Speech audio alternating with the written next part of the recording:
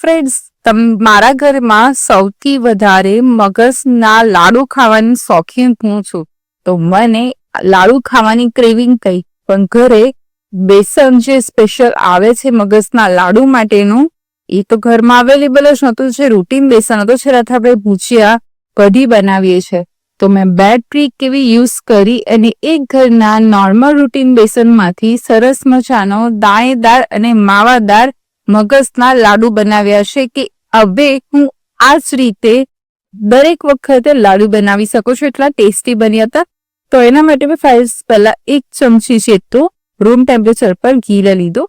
ઘી ગરમ થાય એટલે 1 બાઉલ બેસન એડ કરી દેવાનો છે. હવે બેસનને લો ફ્લેમ પર શેકવાનો છે. આ રીતે આપણે પહેલા એક સરખું ઘી એડ નહીં કરી દઈએ. જેમ જેમ ઘીની જરૂર પડાશે એમ ઘી એડ કરશું, કારણ કે ઘી વધારે પડી જશે તો તમારા લાડુ પરફેક્ટ નહીં બને. હવે આપણે દાણેદાર નથી અને નોર્મલ બેસન યુઝ કરીએ છીએ, એટલે એને થોડુંક દાણેદાર ટેક્સચર આપવા માટે આપણે 2 ચમચી જેટલો સોજી એડ કરવાનો છે. સોજી અને રવો 2 આપતો હોય છે, એમાંથી સોજી છે એ એડ કરવાની છે. હવે ફરી એને 1 થી 2 મિનિટ શેકીએ, એટલે ઘીની જરૂર છે એટલે ફરી 1 ચમચી જેટલું રૂમ ટેમ્પરેચર વાળું ઘી લેવાનું છે અને ધીરે ધીરે આપણે એને લો ફ્લેમ પર શેકવાનો છે.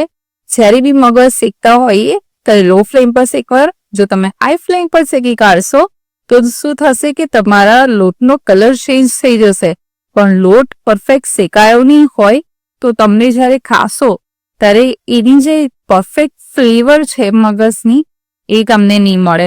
તમે જોઈ શકો છો ફ્રેન્ડ્સ કે જેમ જેમ લોટ શેકાશે એમ એમ લોટ થોડો લિક્વિડ થતો જશે અને સરસ મજાનો હલકો થતો જશે. તમે જોઈ શકો છો કે આ રીતે સરસ મજાનું ઘી રિલીઝ થવા માંડ્યું છે. જ્યારે લોટ શેકાશે ત્યારે લોટ ઘીને એબ્ઝોર્બ કરશે. જ્યારે જેમ જેમ લોટ શેકાઈ જશે ત્યારે એ ઘીને રિલીઝ કરશે.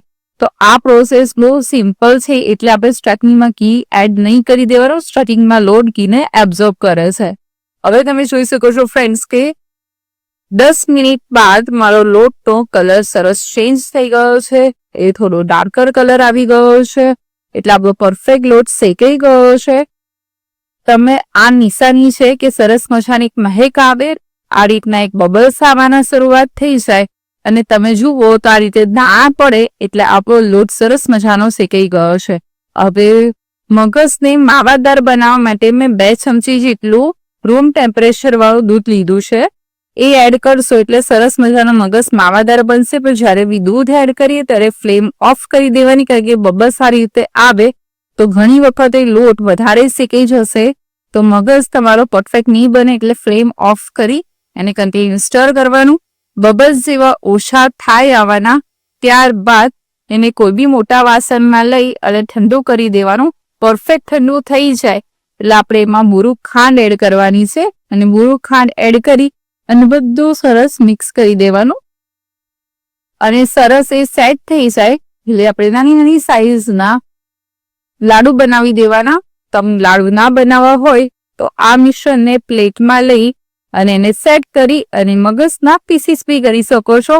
પણ મને સ્પેશિયલી આ જે લાડુ ગમે છે એટલે હું આને લાડુનો શેપ આપીશ.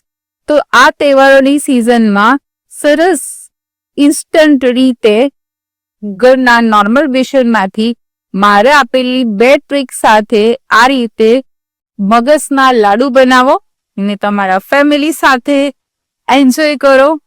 આ તહેવારોમાં તો આ લાડુ બનાવવા હિટ છે, કારણ કે ટેસ્ટમાં એટલા સુપર હિટ છે કે તમે એક વખત ખાશો તો દરેક વખતે આ રીતે જ બનાવશો. Thank you.